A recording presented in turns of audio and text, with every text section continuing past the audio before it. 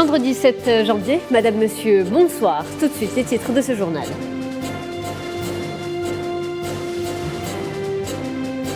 Soudan, la rue ne décolère toujours pas. Washington décide de se pencher sur la question.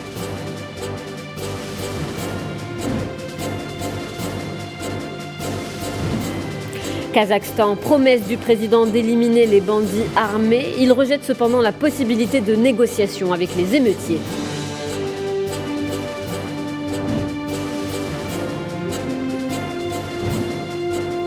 Économie, baisse des prix des produits alimentaires mondiaux en décembre 2021. Quelles sont les causes de cette baisse à l'échelle internationale?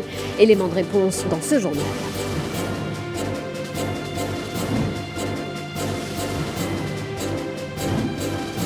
Aux États-Unis, le monde artistique largement impacté par la crise sanitaire. Les incertitudes gravitent même autour d'événements phares tels que les Grammy Awards ou même Sundance.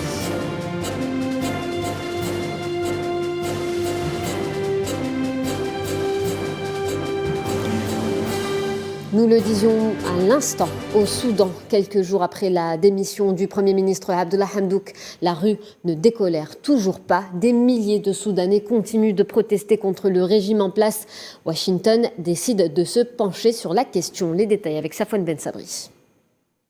La rue ne décolère pas au Soudan. Les tirs de lacrymogènes, les pneus brûlés et les barricades définissent toujours le paysage médiatique et politique du pays. Les manifestants contre le pouvoir militaire en place continuent de battre le pavé, et ce depuis plusieurs semaines. Ce vendredi, des milliers de manifestants se sont réunis dans la capitale et dans d'autres villes du pays, telles que Port-Soudan et Niala. Et ce, malgré le déploiement massif des forces de sécurité suite aux instructions de Abdel Fattah al-Burhan. Les revendications des manifestants qui prônent l'instauration d'un gouvernement civil et démocratique ne semblent pas trouver écho, et le retrait du Premier ministre dimanche a embrasé la situation politique dans laquelle se trouve le pays. Les manifestants jouent des percussions, entonnent des chants patriotiques et brandissent des portraits des personnes tuées lors des manifestations. La répression des manifestants a fait au moins 60 morts et des centaines de blessés depuis le 25 octobre, date à laquelle al-Burhan est arrivé au pouvoir. La crispation de la situation politique a poussé Washington à se pencher sur la question soudanaise. Les États-Unis ont rappelé, via un appel téléphonique de la secrétaire adjointe aux affaires africaines, la nécessité de restituer le pouvoir aux civils. Le pays est depuis plus de 2 mois le théâtre de manifestations protestant contre les mesures d'exception prises par al-Burhan. Et puis cette visite hier du ministre malien des Affaires étrangères Abdoulaye Diop en Algérie. Il a été reçu par le président de la République algérienne, Abdelmadjid Tebboune. Abdoulaye Diop, qui était porteur d'un message de la part du président de la transition au Mali, Assimi Goïta. Plus de détails sur cette visite avec Souhila Akilal. En marge de l'audience accordée par le président de la République Abdelmadjid Tebboune au ministre malien des Affaires étrangères et de la coopération internationale, Abdoulaye Diop, ce dernier a expliqué que le but de sa visite était d'informer le président algérien sur la situation au Mali, notamment les avancées et les difficultés liées au processus de transition, qui a été marqué récemment par la tenue des assises nationales. Ces assises-là, c'était vraiment pour pouvoir partager l'ensemble de ces éléments, pour qu'en tant que pays voisin, le président algérien soit pleinement informé de ce qui est en cours et qu'il puisse aussi nous donner les conseils nécessaires pour la suite des étapes. Le ministre malien des Affaires étrangères et de la coopération internationale a assuré que l'expérience de l'Algérie va permettre d'aider le Mali dans son processus d'acheminement vers la diplomatie, la sécurité et la paix. Nous avons vraiment, en toute franchise, écouté les messages, les conseils que le président nous a donnés et que nous nous ferons le devoir aussi de transmettre fidèlement à son frère le président Goïta. Et nous sommes certains que ces éclairages, sa sagesse, fondée aussi sur l'expérience de l'Algérie, sont des éléments qui vont aussi aider le Mali, les Maliens, le président et l'ensemble du gouvernement pour pouvoir ensemble cheminer pour une paix et une stabilité durable. Abdoulaye Diop a par ailleurs salué le rôle essentiel que joue l'Algérie autant que partenaire allié stratégique et les efforts fournis par sa diplomatie pour amener la paix et la stabilité au Mali. Et après plusieurs reports, la campagne des élections locales au Sénégal débutera ce week-end. Les candidats auront 2 semaines pour convaincre le corps électoral. Ces élections, premières depuis la réélection de Macky Sall, seront surtout l'occasion pour le président et ses principaux alliés de prouver leur hégémonie. Tiniane Makassi. Les élections locales du 23 janvier prochain sont un enjeu majeur dans le paysage politique sénégalais, en particulier pour le président Macky Sall qui arrive à mi-mandat et n'a pas encore montré ses ambitions pour les présidentielles de 2024. Le premier depuis la réélection de Macky Sall en 2019. Il est situé à mi-chemin de son deuxième mandat, qui prendra normalement fin en 2024. Mais bon, on ne sait pas encore si ce sera le dernier, parce que depuis lors, Macky Sall ne dit rien. Mais il fera figure de premier grand test avant la présidentielle. L'enjeu est national. Et pour cause, toutes les alliances historiques et les partis politiques au Sénégal ont les yeux rivés vers 2024 et veulent montrer leur hégémonie sur l'opinion publique. L'opposition comme le pouvoir a en ligne de mire 2024.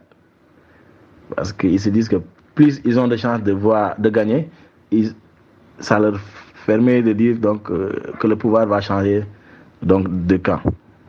Bien que l'enjeu soit national, les coalitions ne perdent pas de vue l'importance de prendre la capitale Dakar. D'ailleurs, plusieurs candidats sont en lice dans cette ville qui compte plus de 4 millions d'habitants. Bon, les locales sont souvent une affaire de cité. Voilà, c'est une affaire de cité pour moi. Et cette affaire de cité est d'abord une cuisine interne au sein des partis et des coalitions. Ça permet à beaucoup de se positionner. Mais ce scrutin aussi va laisser la part belle aux ambitions personnelles et aux luttes intestines, ce qui va fragiliser certaines coalitions. En attendant le jour J, la tension risque d'être à son comble dans ce pays de l'Afrique de l'Ouest. D'ailleurs, plusieurs émeutes ont déjà éclaté à la veille du début de la campagne pour ce scrutin. Et la question sahraoui au cœur des débats au Parlement français. Hier, une session plénière officielle a été tenue à laquelle a participé une délégation représentative du Front Polisario dirigée par Habib Ishraï El-Bachir, membre du secrétariat national chargé de l'Europe et de l'Union européenne. La session d'examen de la politique du gouvernement français qui a été consacrée cette année à la question du Sahara occidental, dernière colonie du continent africain, est venue à l'invitation du groupe gauche démocratique et républicain, coïncidant avec le passage de près d'1 an sur l'évolution du conflit entre le Front Polisario et le Maroc suite à l'effondrement total du cessez-le-feu. Nous écoutons à présent Saïd Hayachi, président du comité algérien de solidarité avec le peuple sahraoui, qui revient sur cette démarche et ses chances d'aboutir.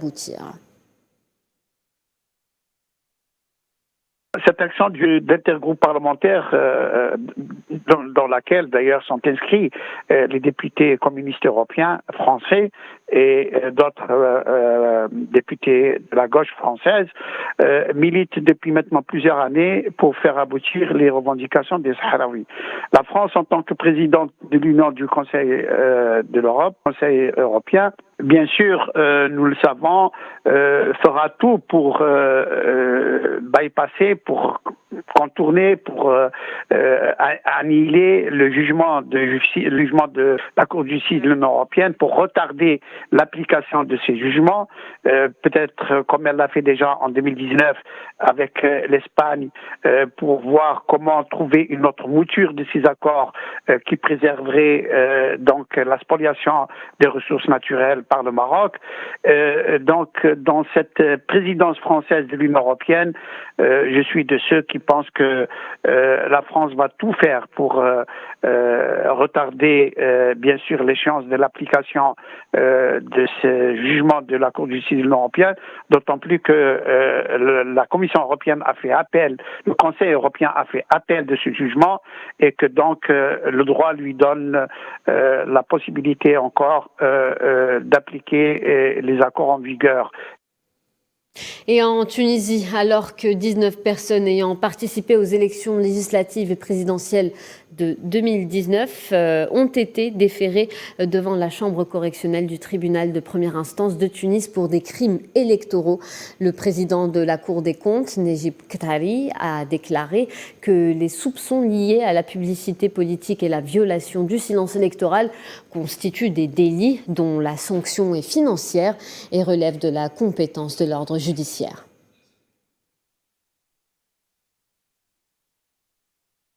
Au Bénin, au moins 2 soldats béninois sont décédés hier dans l'explosion d'une mine au passage de leur véhicule dans le nord-ouest du pays, à Tanguieta, qui se trouve dans le département de l'Atakora, près de la frontière avec le Burkina Faso.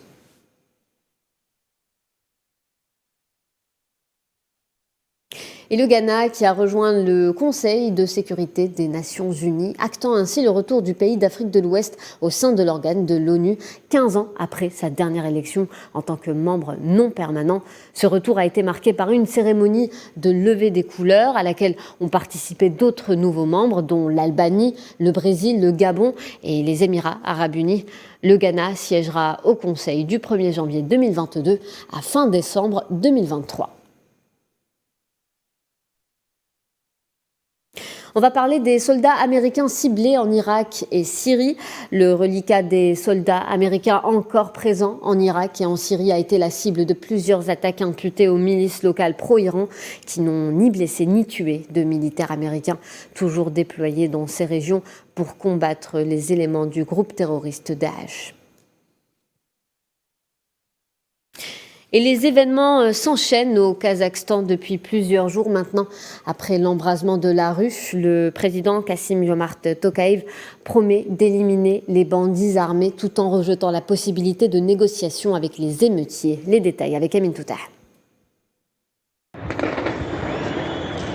Des rues en ébullition et une population révoltée. Au Kazakhstan, le pays est secoué par des vagues de manifestations depuis dimanche dernier, dont les premières causes étaient la hausse du prix du gaz. Dans la plus grande ville du pays, Almaty, les émeutes étaient les plus violentes, faisant des victimes et des blessés parmi les manifestants et les forces de l'ordre. Le président Kassym-Jomart Tokayev a écarté toute possibilité de négociation avec les protestataires, qualifiant les événements d'anarchiques. À la tête du pays depuis 2019, le successeur de Nazarbayev a donné l'ordre d'ouvrir le feu sans sommation en cas de mouvement perturbateur. Sur le terrain, les premières unités russes sont déjà arrivées au Kazakhstan, quelques heures après l'annonce du Kremlin d'envoi de renforts sur demande des autorités kazakhes.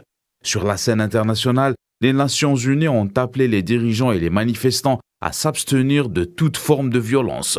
De son côté, la Maison-Blanche a déclaré suivre de près la situation tout en appelant les partis à faire preuve de retenue. Dans le dossier santé, un point sur la situation en Algérie. 410 nouveaux cas confirmés de Covid-19, 257 guérisons et 8 décès ont été enregistrés d'après le dernier communiqué du ministère de la Santé. Et alors que l'île de Mayotte fait face à une explosion des contaminations au coronavirus liées au variant Omicron, le préfet a annoncé hier la mise en place d'un couvre-feu de 20h à 5h du matin dans les prochains jours. D'autres mesures seront également appliquées.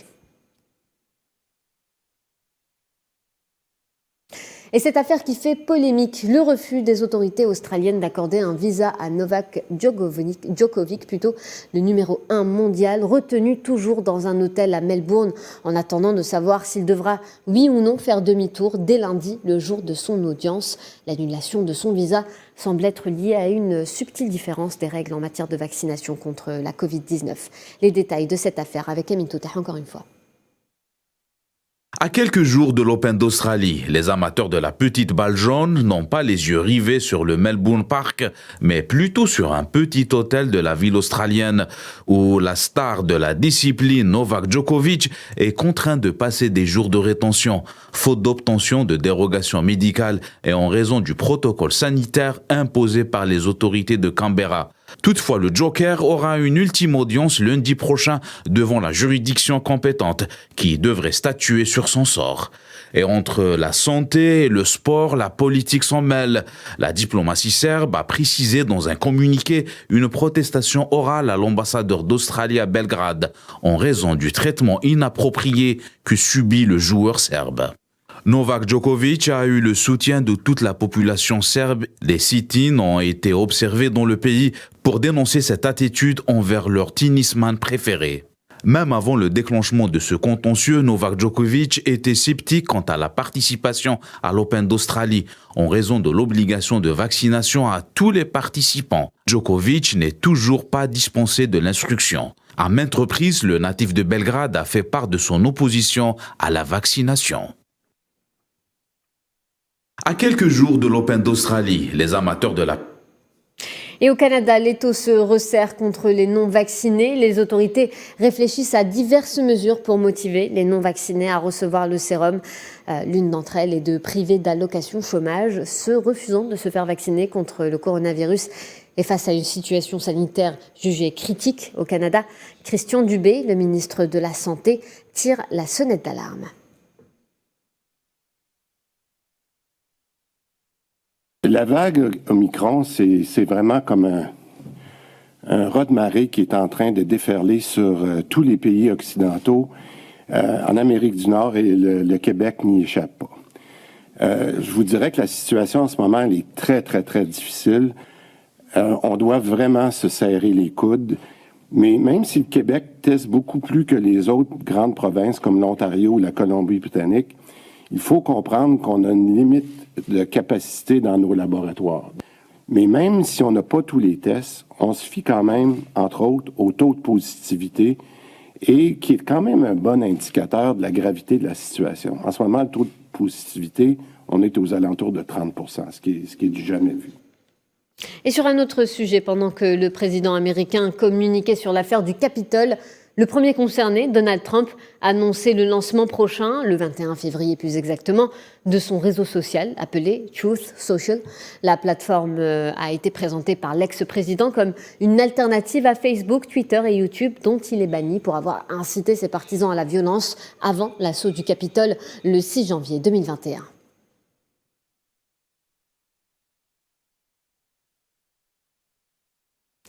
Pfizer et AstraZeneca une nouvelle fois dans le viseur. Une cour d'appel américaine a relancé une action en justice contre ces deux géants de l'industrie pharmaceutique au motif que leur contrat avec le gouvernement irakien aurait contribué à financer le terrorisme qui a tué des Américains durant la guerre en Irak.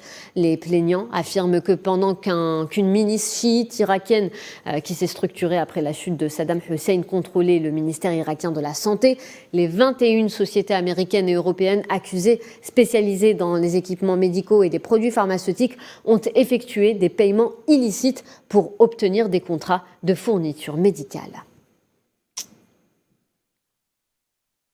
Et puis ce puissant tremblement de terre qui a secoué le Nicaragua hier matin, il a également été ressenti au Salvador et au Costa Rica voisin. Le séisme d'une magnitude de 6,1 a secoué la capitale Managua et d'autres villes de la zone pacifique du Nicaragua, l'épicentre étant situé à 60 km au sud-est de Managua, d'après le ministère de l'Environnement.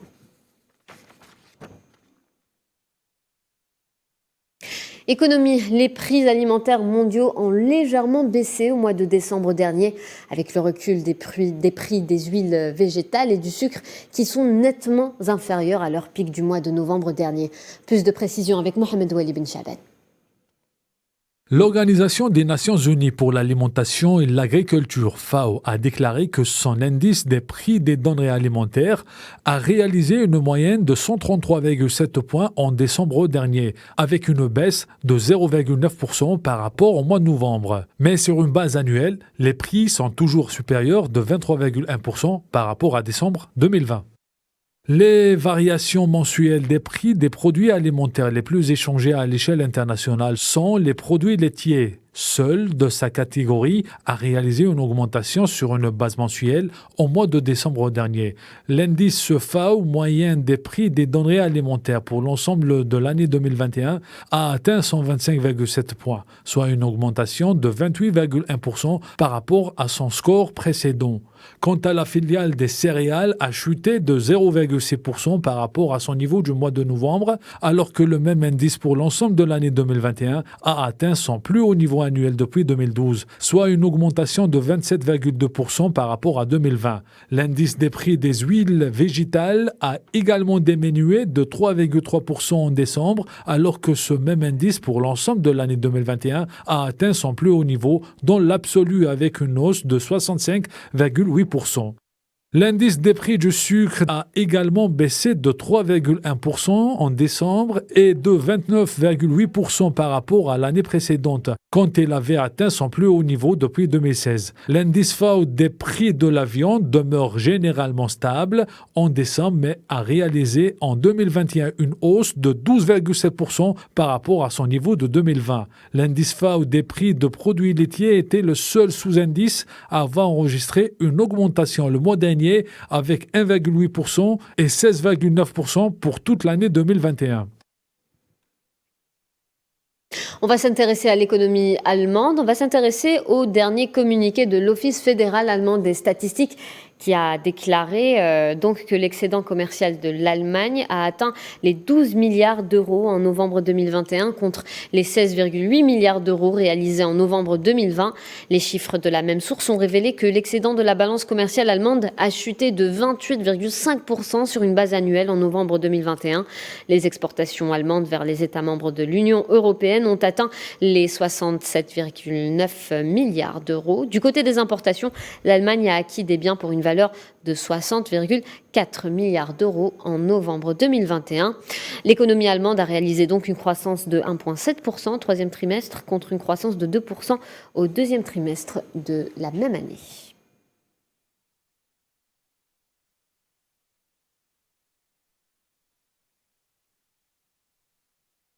On va parler culture, on va parler plus précisément des événements, des grands événements culturels des États-Unis où le variant Omicron casse la cadence.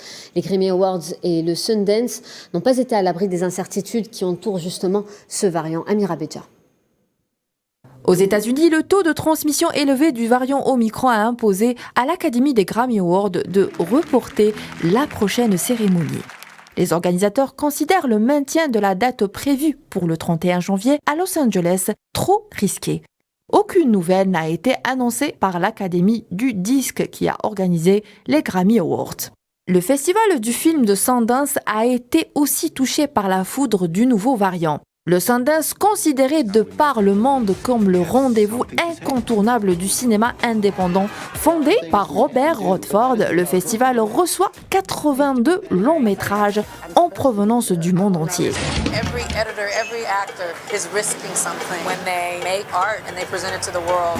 Les organisateurs ont maintenu la date prévue le 20 janvier, mais en optant pour une formule 100% virtuelle, et ce, pendant 10 jours.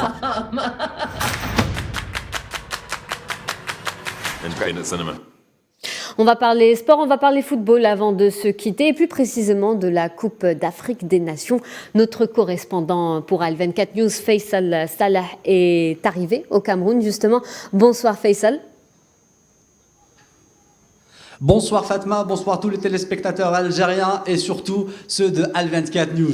Est-ce que le Cameroun est prêt, Faisal, pour cette CAN ?